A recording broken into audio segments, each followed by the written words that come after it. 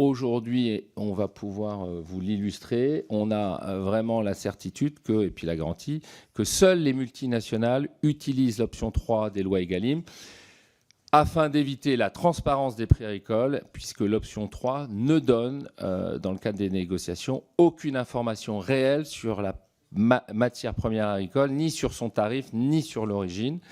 J'ai envie de vous dire, c'est presque un scandale d'opacité, mais aussi d'inégalité, parce que finalement, dans la vraie vie, seules les multinationales ont les moyens de payer 50 000 ou 100 000 euros le CAC, qui va évidemment signer l'attestation pour faire figurer l'option 3.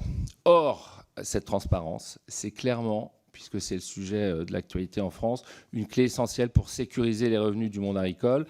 Grâce à la contractualisation, nous, on n'est pas que distributeurs, je vous l'ai dit, on a 50 usines, on a donc des liens forts avec le monde agricole. Et donc on essaye, c'est pas facile tous les jours, on n'a certainement pas tout réussi, mais depuis 50 ans, on essaye de manière transparente et responsable de travailler avec les acteurs d'Agro-Mousquetaires.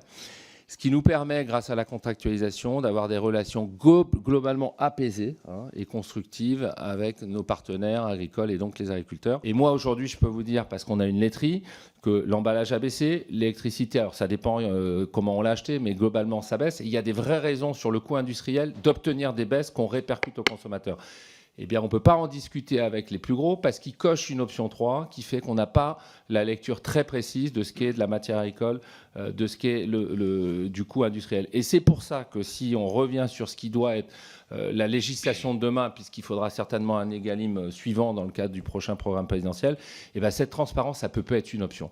C'est-à-dire qu'il faut imposer d'où ça vient et surtout à quel prix on paye les agriculteurs, parce qu'aujourd'hui, avec les plus gros, on ne le sait pas. Si on regarde les tarifs que nous ont adressés les fournisseurs et qu'on les cumule entre 2022 et 2025, les industriels nous ont, alors c'était aussi une période inflationniste en vérité, mais ils nous ont adressé 51% de tarifs.